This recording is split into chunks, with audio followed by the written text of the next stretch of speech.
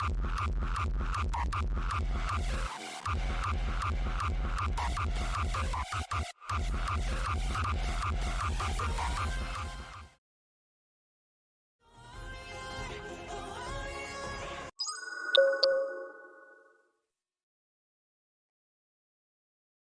let me position the microphone. Hope everyone is having a great start of the 2024 year. Sorry, I was busy getting all these tabs ready. So we have the South Korean opposition leader Lee Jae-myung stabbed, and let's play this quickly.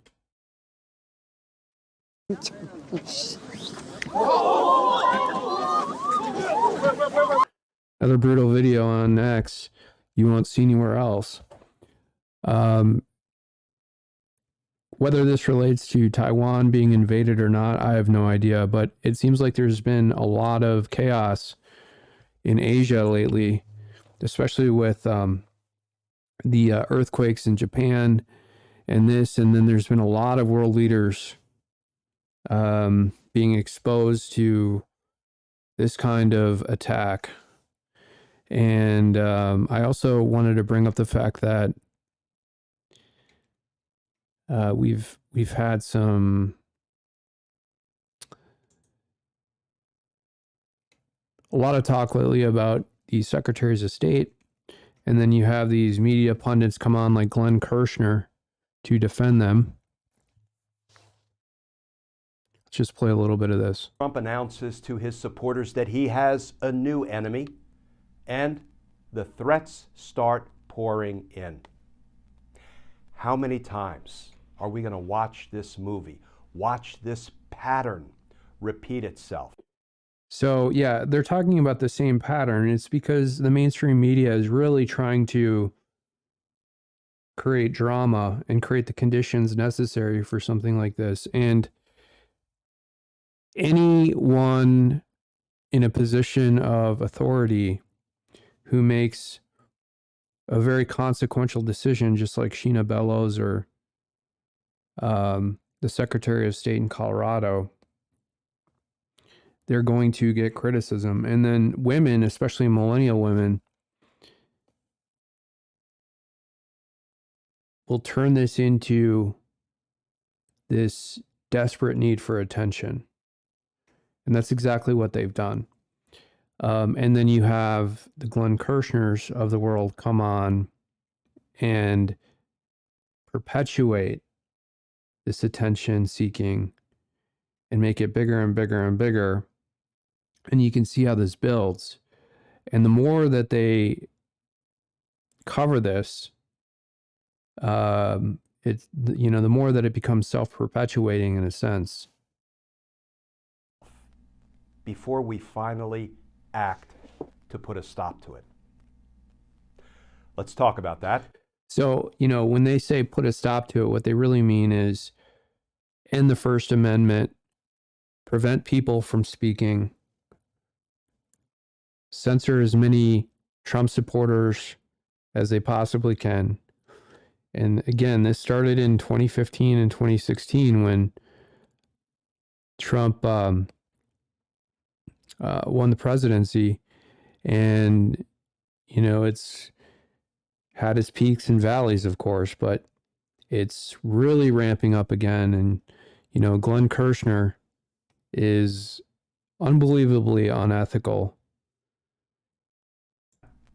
Because justice matters.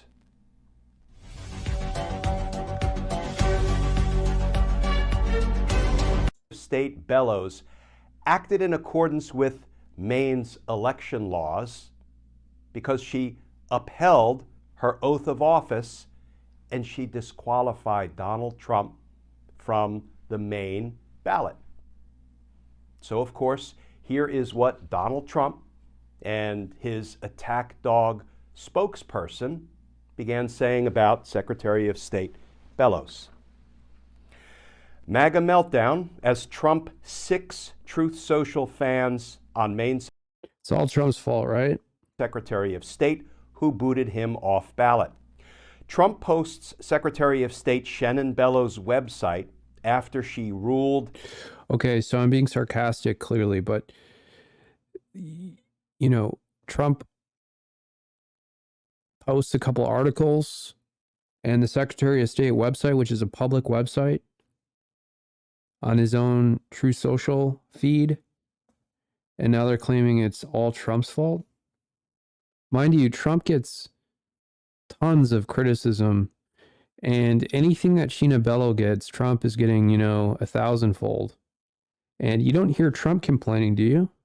He is ineligible under the 14th Amendment. Trump has. And you don't hear a lot of the senators complaining who are male either about the hate mail that they get. But as soon as it's the Secretary of State and as soon as they're removing Trump off the ballot, they're getting so much hate mail. Has yet to comment on the removal, but took to truth.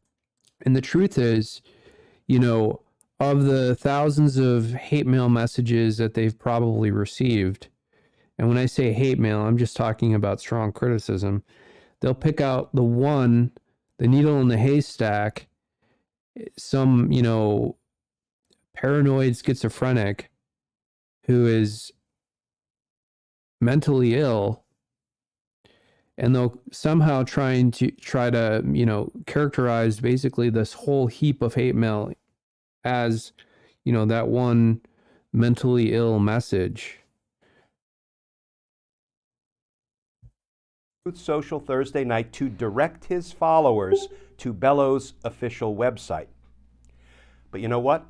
Trump's spokesperson already attacked Secretary of State Bellows. Trump campaign spokesperson Stephen Chung said in a statement after the decision, "We will quickly file a legal objection in state court to prevent this atrocious decision in Maine from taking effect." And he, Stephen Chung, also called Bellows, a former ACLU attorney, a virulent leftist, and a hyper-partisan Biden-supporting Democrat who has decided to interfere in the presidential election on behalf of crooked Joe Biden. So, how is any of that illegal? What's wrong with Glenn Kirshner here? I'm starting to think that he is completely deranged. of course, Donald Trump's supporters knew exactly what to Oh, it's all Trump supporters, right? Blame shift. do. Maine's Secretary of State says she was threatened for ejecting Trump from. I mean, what do you expect? Do you think that when you're taking a major political candidate off the ballot illegally, she's actually engaging in a felony here, and she'll never be prosecuted because she's going to use the whether it's prosecutorial or qualified immunity that she has, she'll use that as a state official. But technically speaking, it is a felony and it is a violation of civil rights to remove a leading political candidate off the ballot. And she thinks that she's going to get just a bunch of love mail from people. I mean, she's obviously not in touch with reality if she thinks that, she's not going to get some criticism from a lot of people around the country. Ballot. Maine. That's one reason why it's really good to live stream, especially some of the criticism, because then they can't misrepresent exactly what you're saying. Secretary of State Shannon Bellows said in an interview that she has faced threats. Shame on Glenn Kirshner for, no pun intended, trumpeting up all this drama that the secretaries of state are using. Since issuing her decision to remove Donald Trump from the state's primary ballot on Thursday. Quote, "We have received threatening communications. Those are unacceptable," Bellows told CNN's Caitlin Collins on Friday. "I certainly worry about the safety of people." I mean, whatever happened to protest? when it's a radical leftist, especially if it's a woman like Sheena Bellows, and that's another reason that they put these women in these positions, is because then they can cite this, fear that they potentially have or don't have. I mean, I typically think that they don't actually have this fear that they suggest that they do have, but I think it's all an act. But you can never really know what other people are thinking, of course. I'm not saying that I know what she's thinking, but I'm telling you what I think. And it's really despicable. It's like it's just cowardly. People I love, people around me, and people who are charged with protecting me. But these radical leftists don't have any respect for protest, criticism, feedback, and they think that legitimate protest, when it comes in contrast to whatever decision that they've made that has caused the uproar, they believe that it just shouldn't exist, or it's illegal, or it's causing them fear, and it's pure theater. You could tell that Sheena Bellows would probably have more success as like a community sort of actress or something, rather than a Secretary of State. And working alongside me. That being said, we're a nation of laws, and that's what's really Because I don't honestly know if she could get elected as dog catcher in Maine. important. I've been laser focused on that obligation to uphold the Constitution. And Secretary of State Bellows' home was swatted. That's interesting, though. So they're talking a lot about a bunch of people being swatted lately. And for some, I've been reverse swatted, where people who are extremely powerful have created a hoax. And it is terrifying. And I would not, I honestly would not wish that on anyone. And anyone doing this should be prosecuted. However, there's this double standard, like I mentioned, with the reverse SWAT, when you're dealing with people who are in positions of power and they call in hoaxes, there's absolutely no prosecution for them. And this is the erosion of the rule of law in this country. And, if you're going to prosecute these mentally ill, deranged people on the internet who are swatting people, I think there's got to be some serious structural changes in the way that law enforcement responds to these. I think they're legally obligated, more or less, to actually go physically to wherever the house is or whatever, the residence, and check out what's actually going on. But, I think that there's, I'm not an expert on this particular issue, but I think there could be some changes where they may not need to be legally obligated to go out there. So you lessen the cost of the actual response. Meanwhile, I think there needs to be some major changes in the way that these cases are prosecuted, because, I think that it stems from people losing complete faith in the legal system. As I mentioned, people in positions of power are never held accountable. Maine Secretary of State targeted with swatting call after ruling Trump ineligible for ballot. The incident happened. But, again, who knows if this is actually real? I've never said that it's real. I'm just saying that they're reporting it. The day after Shannon Bellows, a Democrat, ruled In fact, former it President could Donald potentially Trump just be fake and, a law enforcement bullshit story. is constitutionally ineligible to appear on the state's property. Said he had broken into someone acting in Republican witnesses. The first person I would suspect of doing something like this, meaning calling in a swatting, would be Glenn Kirshner. I'm sure he's probably involved in some of those. Who are expected to testify at the Trump. He's the kind of arrogant asshole who probably thinks that he can get away with something like that. Trials. So, friends, we need to keep calling on the institutions of. See, keep calling. Exactly. That must have been one of his Freudian slips. Government and the good men and women who populate them to stop forcing our nation to watch this movie on an endless loop. He is such an establishment goon. Someone tries to hold. He is just trying to apply as much pressure to local authorities to take action against fundamental rights. That's all he's trying to do right now. I can barely stand him.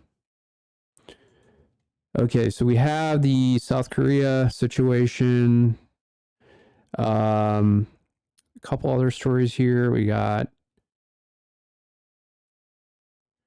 the Taiwan invasion. So this all is building towards what many believe, especially with Joe Biden in office, only for another 10 months. China is really going to make a decision right now within the next few weeks because spring is right around the corner, believe it or not. It's the 1st of January. So from a military perspective, logistically, the supply chain, they got to think 3 months ahead, right? And there's been troop buildups. There's been supply and cargo buildups. And especially considering the fact that, as I talked about this morning, we have, and it's right here, the Civil Reserve Air Fleet in this country was just activated by Lloyd Austin, the defense secretary. And in order to activate and compel local air carriers to act on behalf of the U.S. military, to mobilize troops around the country, it takes a lot of effort. It's a big act. And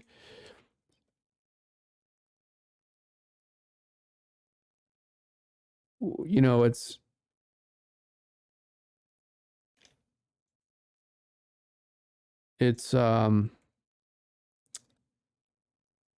you never really know if, maybe China has some meteorological HARP type of weapon to kind of test whether or not one of these tsunamis against China, against Japan, against Taiwan, and just kind of test to see the local response from its own government, to test whether or not it has adequate defenses, to test whether or not this is actually taking out any naval assets. So that should always be in the back of your head. And, we're also looking at the situation here in South Korea that we began the stream with. So it's all sort of building towards this crescendo of an invasion of Taiwan by China.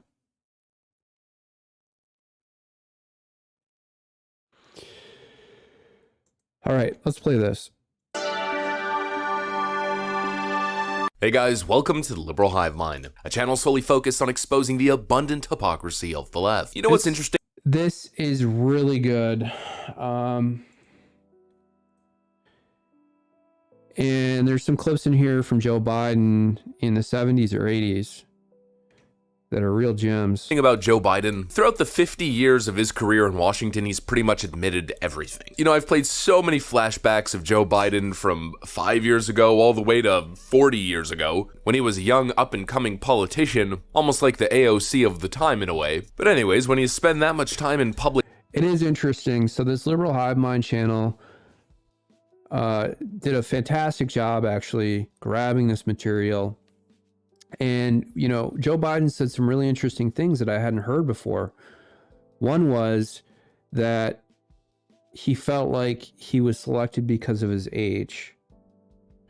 And he, in this interview, he's 28. So, you know, however many years ago that was, where I think, you know, he was running this campaign for Senate in Delaware at the time. And I don't know if he won the first time around or not. Public life, when you spend that much time doing interviews and just speaking in general, a lot of what you say gets recorded and documented, and with Sleepy Joe, it's become a little bit of an issue. These Biden flashback moments are constantly appearing, and every single time they give us deep insight into how much of a piece of work this guy really is. Folks, there should have never been any surprises with Sleepy Creepy Joe because he basically is on the record admitting everything. Let me show you guys exactly what I mean by that. We got some stuff to get into, so let's roll the tape. Alright friends, so here's a clip that you probably haven't seen before. Here's Joe Biden, I think in the 1980s, although it's possible it's in the 70s. I wonder Just where he take a got look at what this. he had to say. Senator Biden, it's nice to have you here. As the youngest member of the Senate, the one, therefore, who may expect the longest career there, I wonder if you'd say to us, since it's clear that you're not corrupt... Okay, so yeah, he's already been elected into the Senate. got elected, why should people think that the system produces corrupt results when there you are? Well, I'm not sure you should assume I'm not corrupt, but thank you for that. What?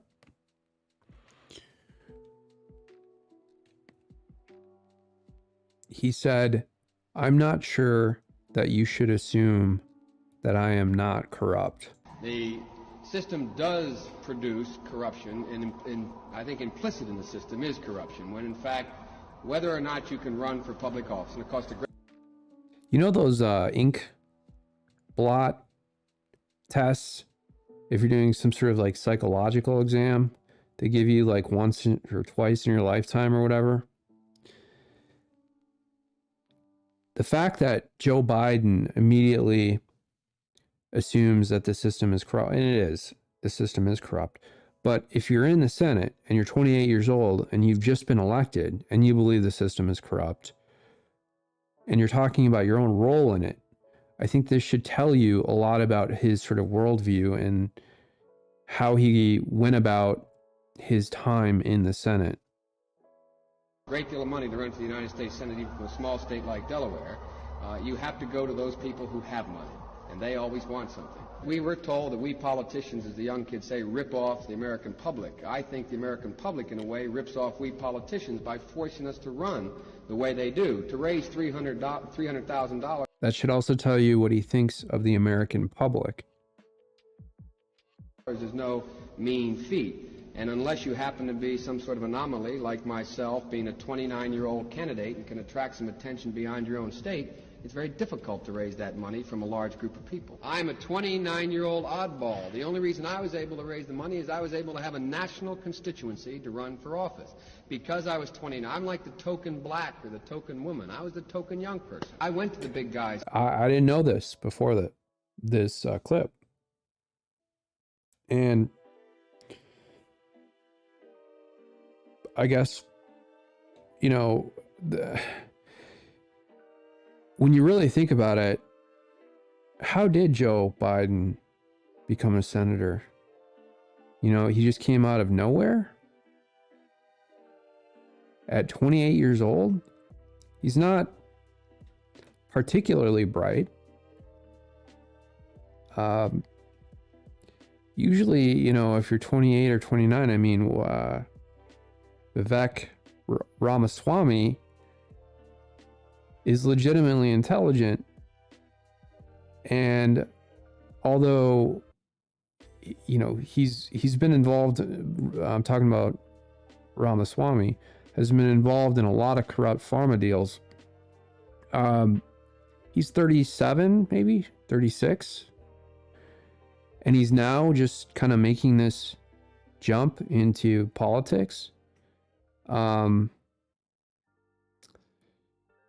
Even Pete Buttigieg, right? He's 41, 42. So, I mean, it is exceedingly rare, right? To be a senator at 29 years old. You never see that. Never. And you would have to be either from a very powerful family, which he's not, or incredibly lucky and incredibly talented, which he's not talented. There's something else going on. And I think everybody, after you kind of do this deduction, can figure out he made some very, very unseemly, corrupt, and unbelievably unethical deals in order to be able to campaign at that age. For the money. I was ready to prostitute myself in the manner in which I what? talked about it. But what happened was, Prostitute yourself? Are you kidding me? they said, come back when you're 40, son. Joe Biden essentially admits the quiet part out loud. He started off by saying, I don't know if you should assume that I'm not corrupt, and trust me, Joe, we certainly don't assume that, but then essentially confirms later on that he did in fact attempt to prostitute himself politically to the highest bidder, but they were— This is such a good clip. Again, I wonder where liberal hive mind found this. I'm sure it's out there, but it's been memory hold, so these things can take time. He probably went into an archive or something. refused to engage with his campaign because he was supposedly too young, telling him to come back when he was 40. He admits it. He admits that he is a typical Washington swamp creature, and he always has been. He said that decades ago, and it's crazy how accurate it's become, huh? I mean, if you really think about it, it feels like political prostitution is kind of the business model of the Biden family as a whole. In another moment during that same interview, he talks about how you have to change your policies and change your speech depending on who you're addressing or depending on who's funding your campaign. If in fact you know that the only way you can raise any money to get to run for public office is to go to vested interest groups, then in fact you're put in the position that you have to begin to wonder whether or not you prostitute the ideas that you have about government in order to get the money to begin to run. And again, what it seems like is Joe Biden ahead of time essentially describing his philosophy. You know, I think what he was trying to do during that interview was essentially describe the broken system of American elections and government in an attempt to take the high road and portray himself as non-corrupt and above it all. But of course, fast forward a couple decades later, and it's basically like Joe Biden's political prophecy. Joe Biden is the king of fake promises. Joe Biden is the king of saying whatever he has to say in front of the crowd that he's speaking to. You know, that's where the kooky Uncle Joe stories come from, right? The man's literally invented BS stories. He just writes fiction of himself to paint himself as a hero in front of whatever lobbyist group that he's speaking to, generally unions, right? Well, of course he'll pull out the union shtick whenever necessary. Why? Well, isn't it obvious? They have influence over his campaign. Joe Biden became the exact thing that the interviewer at the time was essentially implying. A lifelong career in Washington. Joe Biden laughed at that idea during that flashback clip, but that's exactly what ended up happening. Going to Washington and making a lifelong career out of it. There's no term limit, so why blame him? When you can enrich your family to the tune of tens of millions of dollars, never having to work a day in your life, all you gotta do is sell your soul to the highest bidder. That's exactly who Joe Biden is. Here's a great example at opensecrets.org.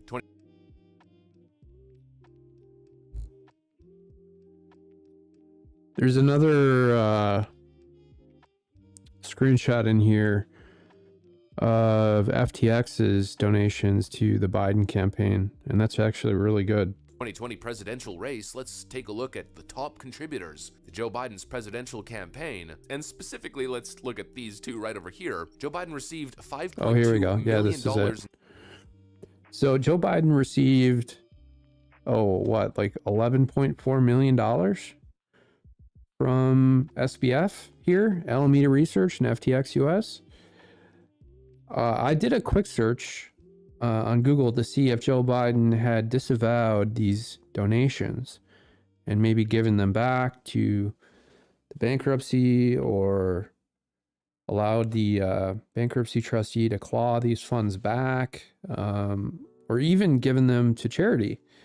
And I can't find anything that Joe Biden actually did that. Now, maybe Joe Biden did, and I couldn't find it in the limited search that I did.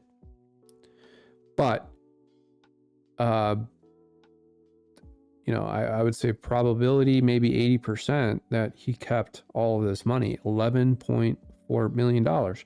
Now, that is pure theft. Joe Biden is stealing from you. If you had any funds whatsoever deposited into FTX, that means they went into Joe Biden's wallet. And he is, you know, an accessory to the entire campaign finance fraud, and probably one of the major reasons why the U.S. Attorney's Office dropped the second trial against SBF, which they did a couple days ago that we found out about. And whether or not Lewis Kaplan, the federal judge presiding over the case, allows this to happen is still a question. It's an open question. Danielle Sassoon, the lead, I think she's withdrawn from the case. Could be wrong about that, but I've seen the recent pleadings done by another AUSA, but and maybe the other case was chiefly led by a different AUSA all along, but Lewis Kaplan could put his foot down here and potentially deny the prosecutor's request here and go forward with the second trial. So, I mean, we'll see what happens, but, you know, odds are, of course, again, probably 95% chance that we never see a second trial here, and that Lewis Kaplan, the federal judge, gives in to the U.S. Attorney's Office. But, you know, I mean, this is just right in front of your face. He's laughing at you. He's stealing your money. This kind of reminds me of when Mt. Gox went down and I had $2,000 in that exchange. Lost it forever. A couple days ago, I saw a couple press releases that they were actually now 10 years later, 12 years later,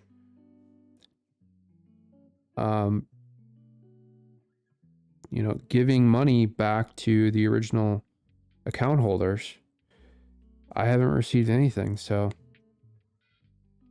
And campaign donations from FTX.us and $6.2 million.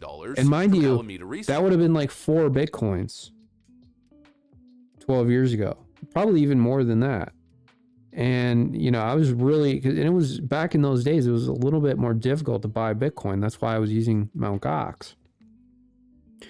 So let's see, let's just say 4 Bitcoins at current market value. That would have been 200K. Research. Those are Sam Bankman-Fried's former corporate entities. Of course, we know how that ended, right? Everything is Sam rigged. Bankman-Fried is facing essentially Everything is life in fake. prison for running. There is absolutely no way, regardless of how hard you work, how hard you try, there is no way that you can get ahead. Every time you do, if you're a white male in this country, the government will steal from you. In this case, Joe Biden. They will rig everything to make it incredibly difficult to own property. Good luck getting a 30-year fixed mortgage right now. It's unbelievable. Unbelievable. I think, I mean, there's some more in this video, but we'll just leave it at that. Oh, we got the Ukraine stuff here on the back end of this video. Okay, so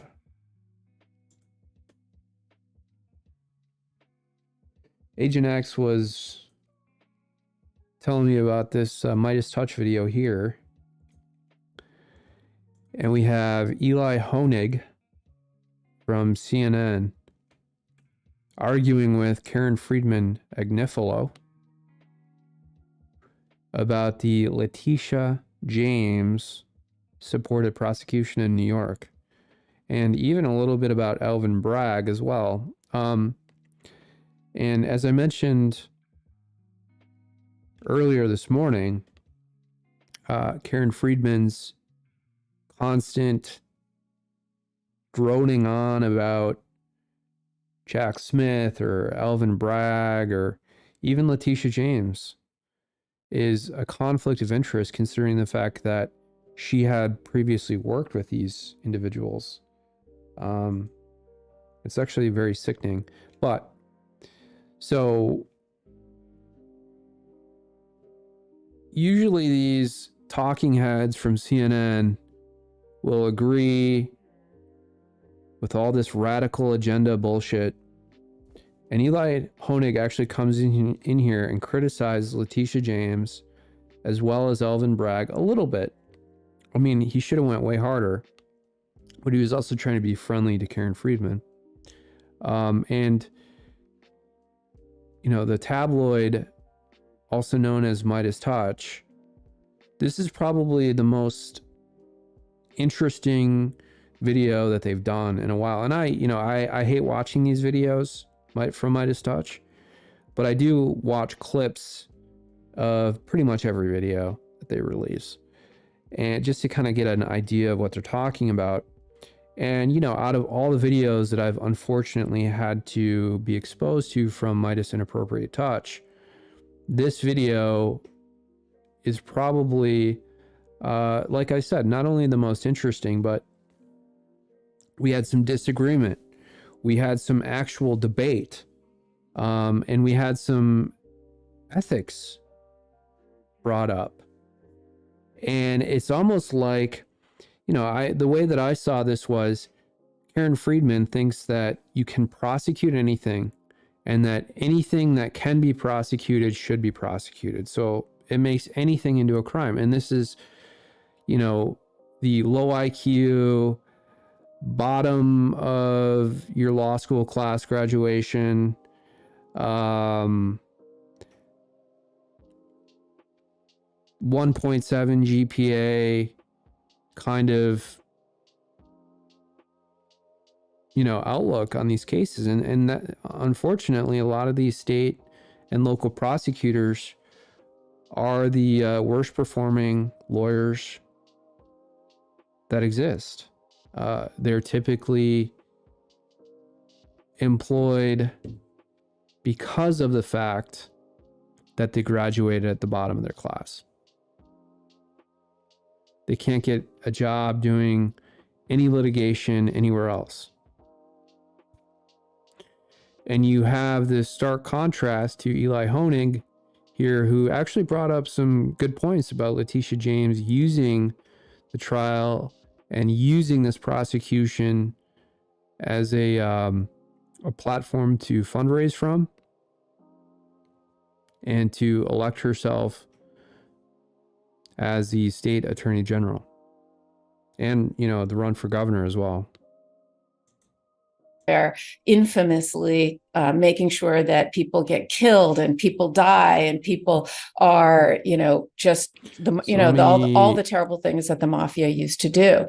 And let's say if there is something to So they're kind of comparing Trump to a mob boss. nail them on, then do it. If there isn't, there isn't. I mean, that's the thing. Well, that's a separate I question. don't have a problem. That's a separate with it. question. That's not a response, though. Saying, well, she turned out to be right.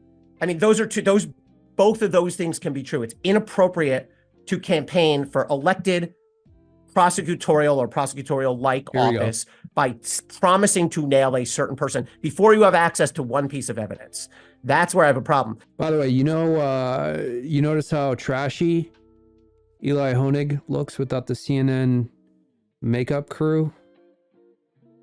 The case itself, I think, it's a fair argument that this case is justified. I think there's arguments both ways. And I also, Donald Trump is not this case does not by any means make Donald Trump out to be the Al Capone of fraud. I mean, that is. So let's. He is not the leading fraud. Look, Donald Trump definitely vastly overinflated his numbers. There are fraudsters, you know this, Karen. There are fraudsters all over the state of New York who are stealing money from vulnerable people, from senior citizens, from government funds. What Donald Trump did here, yes, his numbers are ridiculous. It meets the technical requirements of fraud, I no disagree doubt. with that. I really do. But let's also be real. He's making these representations to very sophisticated players, banks, who can do their own due diligence, made him the loans that were by and large, A, repaid, B, with interest. And this, by the way, I think is a reason nobody was willing to charge it criminally. So it's simply not fair to say he's the Al Capone of fraud based on this case. This is a borderline for people. Prosecutors charge fraud cases all day where there's actual victims put out of house and home, lost money out of pocket. This is not that. This is a fraud case. It's got its strengths. It's not its weaknesses, but he's not the person you would pick out as the biggest fraudster in the entire state by any means.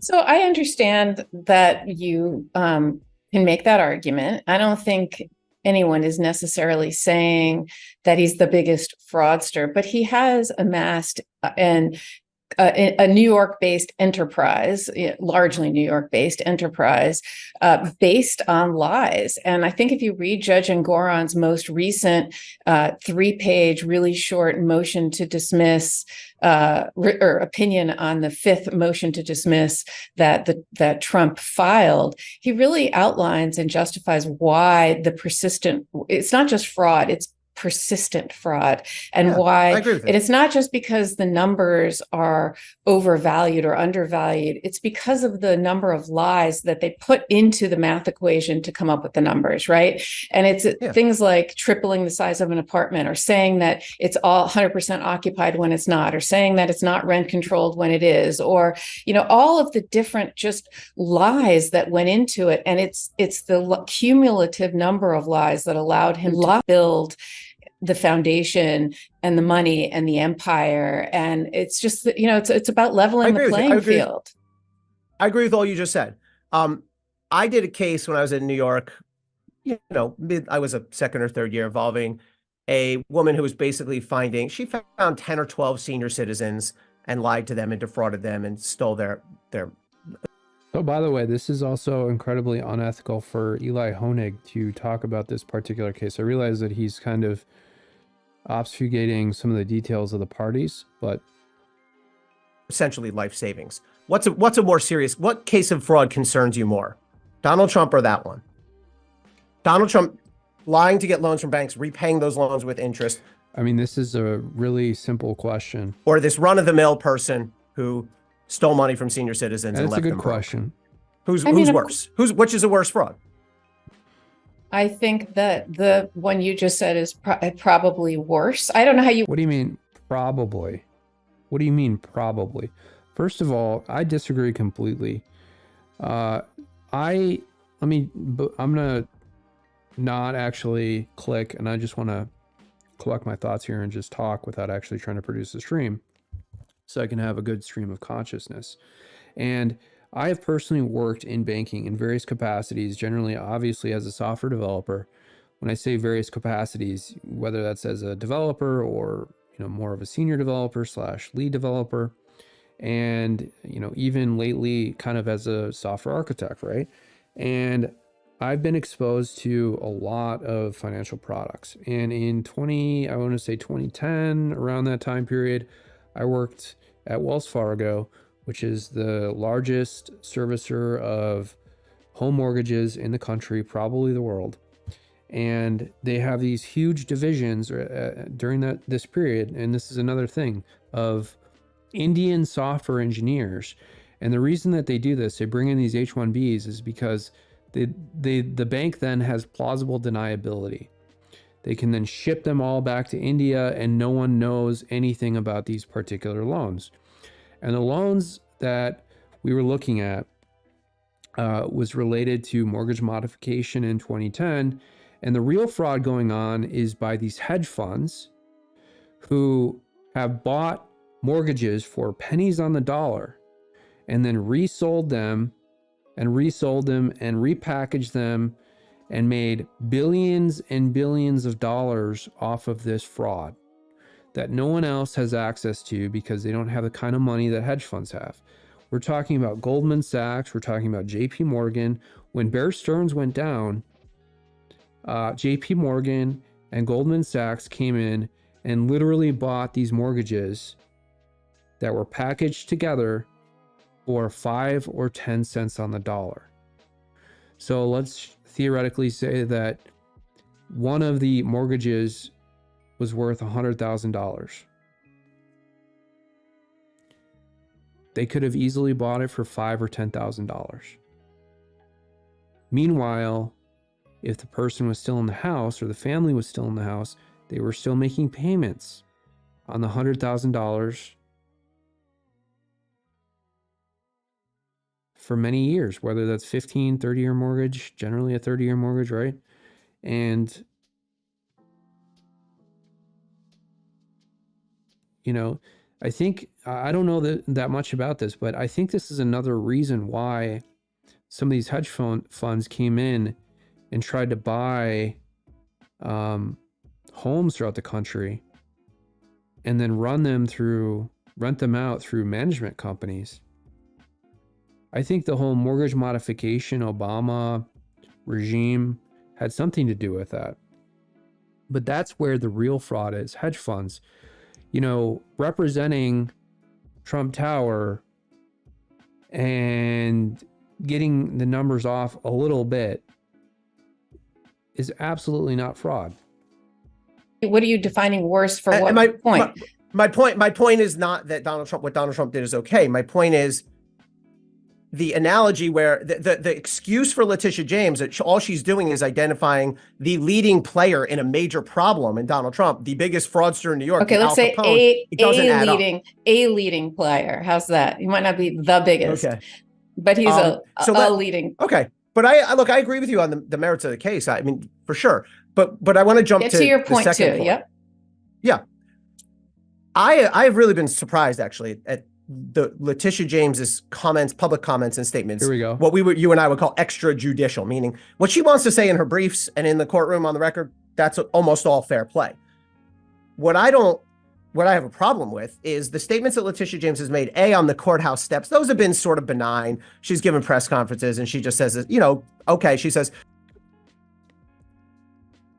Very important, but at the same time, Karen Friedman Agnifilo responds by saying that, well, Trump has these press events right outside the courthouse, right outside the courtroom.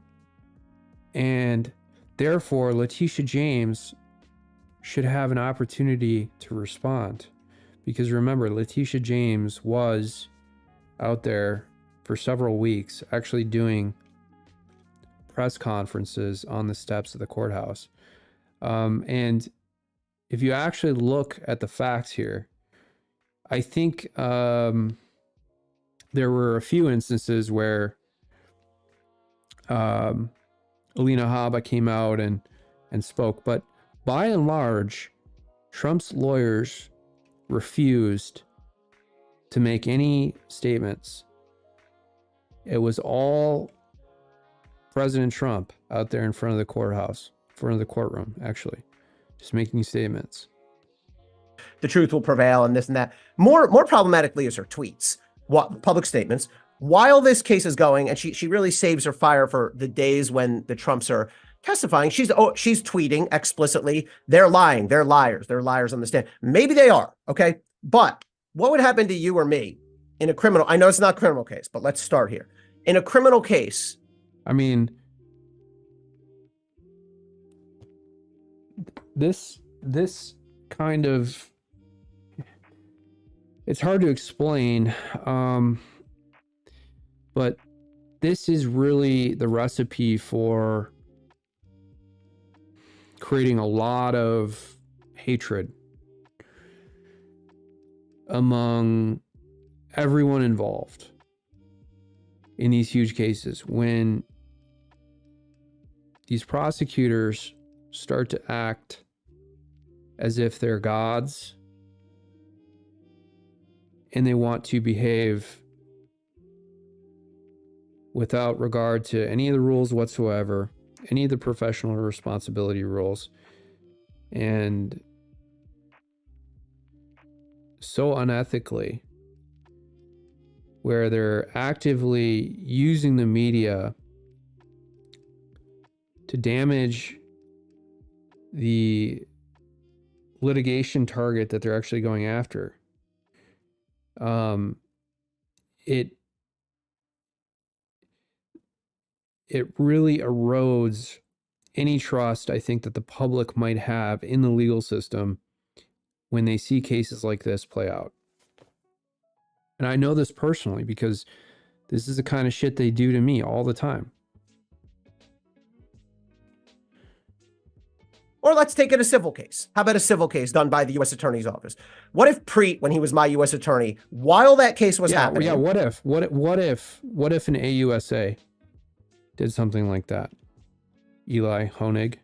While would they be disciplined by the bar? Would they?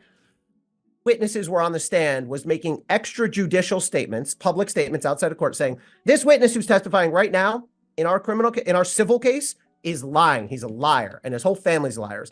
Case would be thrown out. Preet would get. That's not true. Fired. Those two things would happen. Now, Letitia James. That's like an ideal world situation, but if you're someone they don't like, well, then it's fine. It's totally okay. This is different because she's elected, but I have a big problem with the statements she's been making during this trial. I'm not sure. Where are you on that? Yeah, so look, this is something that we struggled with. Okay, then there's some ridiculous response by Karen Friedman. I want to play this. Refresh it, play it from the very beginning.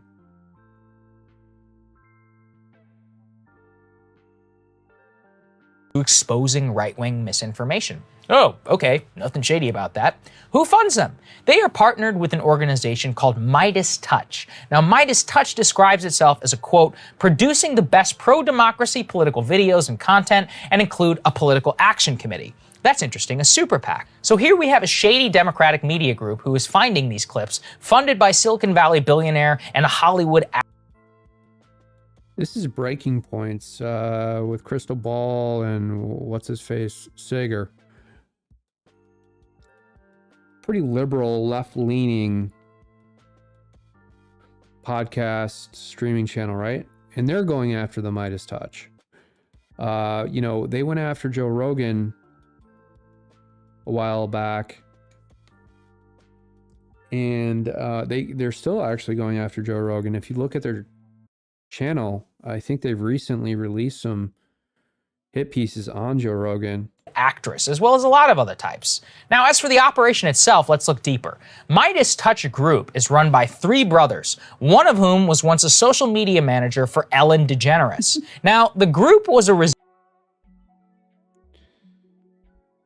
It all makes sense now, doesn't it? resistance media operation, which generated cringe clicks during the 2020 election.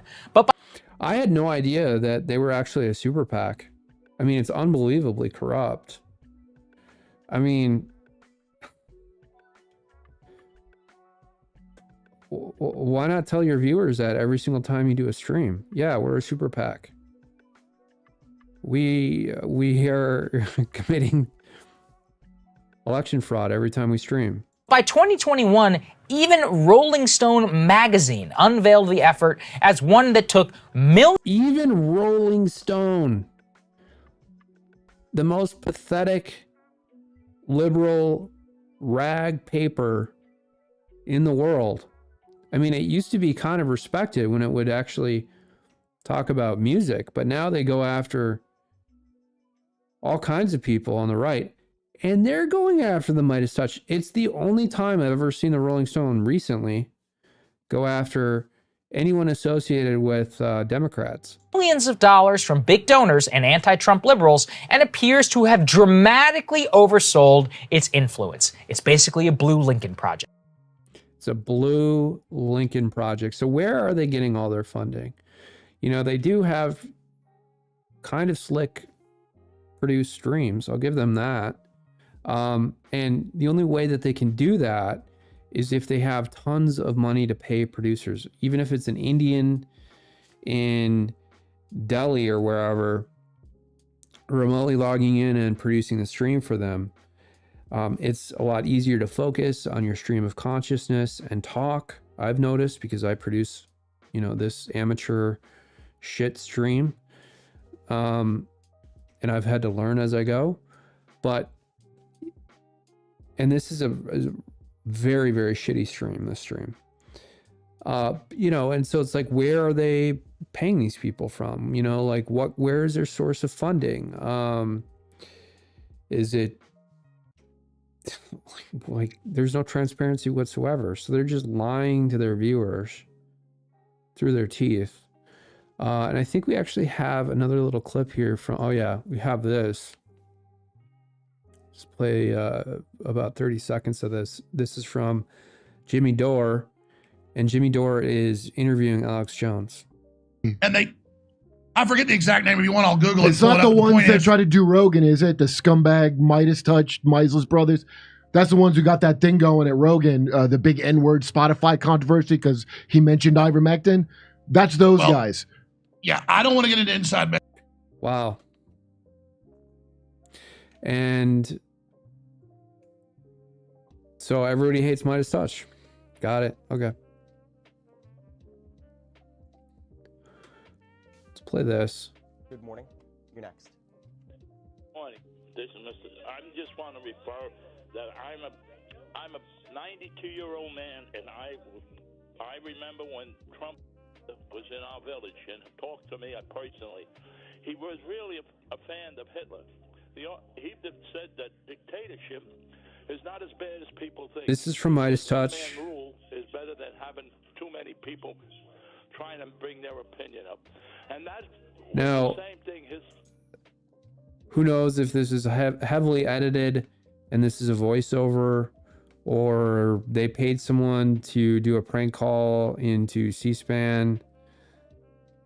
But I can tell you from the voice here, and maybe it doesn't show up that well in the stream, the caller here, whoever it is, does not sound like they're 92 years old. And we'll play it again just so you can observe. Son did. He believes that dictatorship is the best thing for this country. And sooner or later, you're going to wake up. It sounds like someone in their 50s or 60s. He'll become a dictator. So America, be aware. And I'll say goodbye to America. Hello. Good morning. You're next. Morning. This is Mr. I just want to refer that I'm a 92-year-old man, and I remember when Trump's father was in our village and talked to me personally. He was really a fan of Hitler. He said that dictatorship is not as bad as people think. He says one-man rule is better than having too many people trying to bring their opinion up. And that was the same thing his son did. He believes that dictatorship is the best thing for this country. And sooner or later, you're going to wake up and believe when he becomes president, he'll become a dictator. So America, be aware. And I'll say goodbye to America. Hello. Unbelievable. Speaking of unbelievable, the U.S. is bringing back the Gerald R. Ford from the Mediterranean. Why would they do that? Because they want the price of oil to skyrocket. And this aircraft carrier, I think, was deployed out there in the wake of the October 7th Hamas attack on Israel. And there's really no reason, unless it's being replaced by another aircraft carrier out there, there's really no reason that it should actually be brought back. Again, they're trying to create the conditions for World War III here. Lloyd Austin gives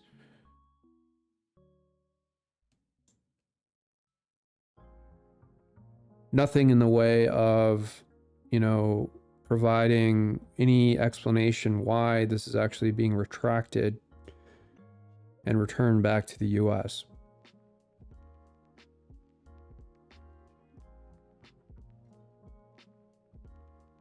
I'm just going through everything here. Make sure we have it. Let me look at my bookmarks here.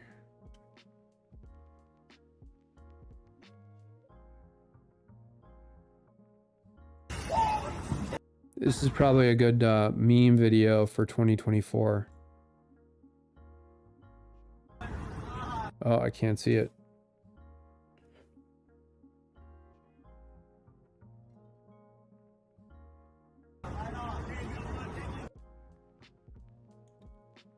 Let me zoom out a little bit.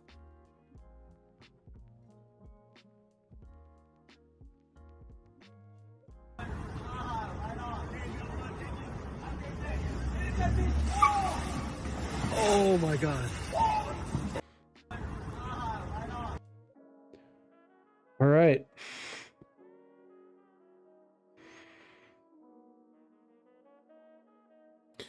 We should probably expect 2024 to go something like that.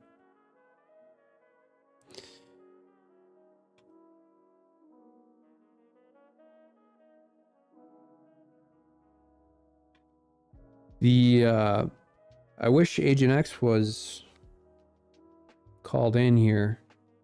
He was given the link, but he's been so shy lately. I would love the analysis on the Taiwan invasion. And I know that he loves talking about that. But, you know, it's interesting to think of, you know, what we can do in this country in the event that China does invade Taiwan. And I want to discuss, I think the initial impact will be on the financial markets. And I think that it would be the first sort of attack on the dollar. The dollar would suddenly become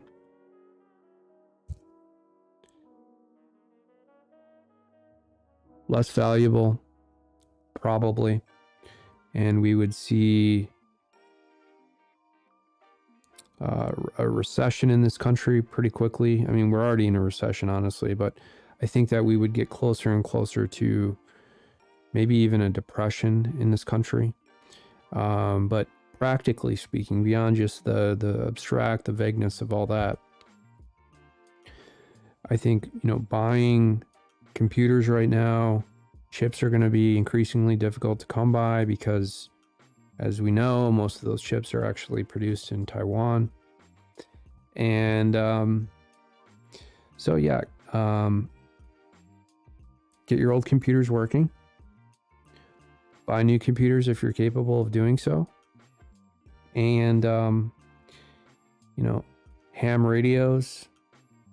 Always good. Get a bug out spot ready to go with like an old RV. Because I think that the two-front global war, it's actually a three-front global war right now with if China were to invade Taiwan, that is.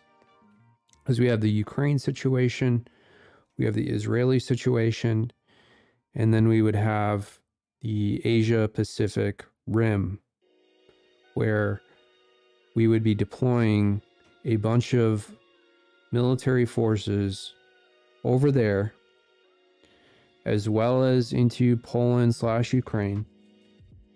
And then you would have some resources devoted to helping Israel level Gaza right now, which I forgot to mention, actually. I should bring this up. It is the judicial reform stuff in Israel, which did not pass.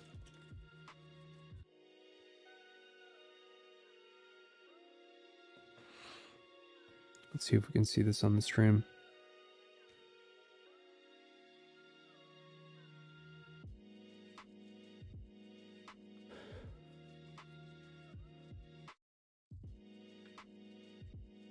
Headline for this article is Israel's judicial reform law that sparked months of nationwide protests struck down by court. And Netanyahu, who wanted to curtail the power of the judiciary in Israel, had been a major proponent of this package. And because of the fact that it was just struck down, I think it was narrowly struck down too by one vote. on the Israeli Supreme Court. It was 8-7. I think they have 13 justices. Could be wrong. Remember, though, Netanyahu wanted a way out of the mass protests that were enveloping Israel prior to October 7th.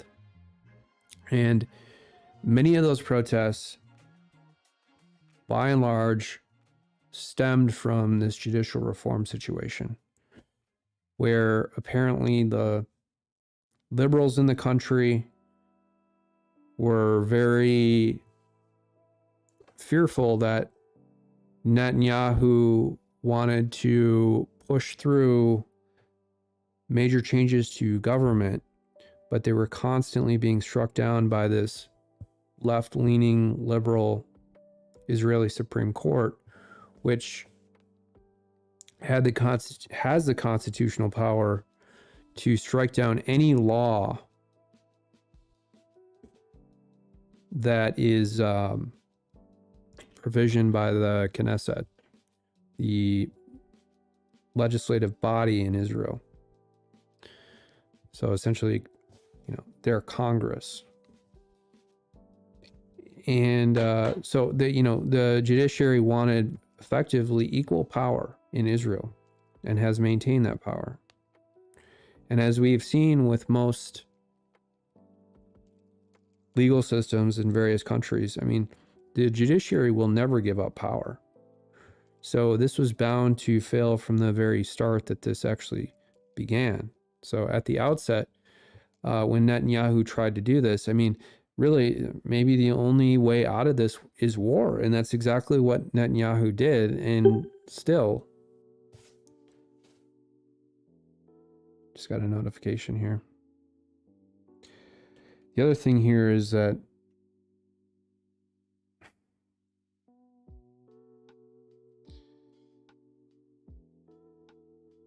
screwed my train of thought.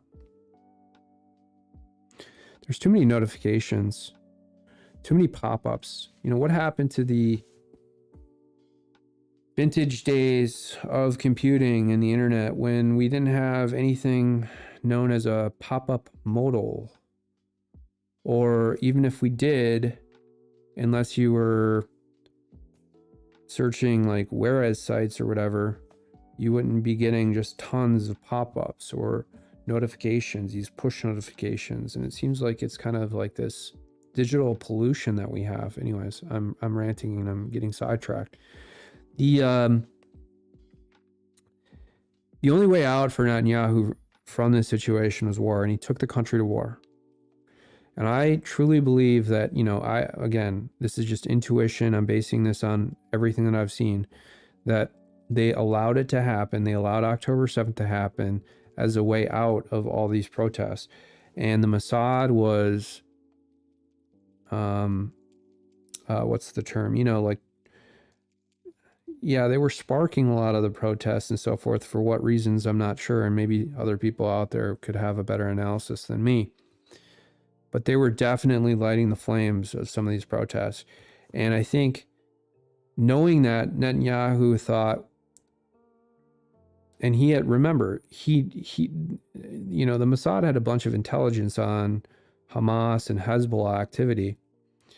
And he had previously funded some of the stability initiatives of Hamas to try and steer them away from mass militarization, which either backfired or it was deliberate. Who really knows? But what we do know is that I think Netanyahu, especially given the fact that, again, he is, I think he's indicted too, right? For a bunch of bribery and corruption. So, and it's been this sort of like long-going trial that he's been under. And I don't even think it's reached trial yet, but he's been indicted for a long time. So he's basically at war with the country's legal system. And if you put someone back in the seat of government, when they have that much pressure on them and you have an entire legal system trying to put him in prison, of course he's going to take the country to war. Of course. Makes perfect sense because that's the only way out. And you notice how Netanyahu isn't ceding any territory in Gaza. He is just leveling the place because he wants this to continue for as long as possible, because the longer this war takes place, the longer it goes on, that means the less time that he will have to deal with the entire indictment process, the longer time that he will be the acting prime minister in Israel. So if you really think about it from that perspective, and it's sort of like this sociopathic, narcissistic attitude that he, again, you never really know what other people are thinking. I'm not saying that I do. But if you think about it, if you try and get in his head and understand where he's coming from, I think that probably makes the most sense. Of course, there could be other reasons as well that we just don't know about. Okay. Well, unless my anonymous sources have any other material, I am going to close the stream down, and we will look for tomorrow the Epstein list being released. Now, I'm not sure when that's actually going to be released. I'm checking on that right now. It is ordered to be released after January 1st. And so court opens tomorrow at like 8 or 8:30, right? So 8 o'clock in the morning. The clerk for the Southern District of New York will be probably releasing that on a public website, and it will be reported everywhere. So I think that I will probably be streaming tomorrow at that time, and we'll go over the list. In the meantime, I hope you have a great start of your week, and I will see you later. Bye. Thanks for watching Command HQ with Brooke and Agent X. We'll see you next time.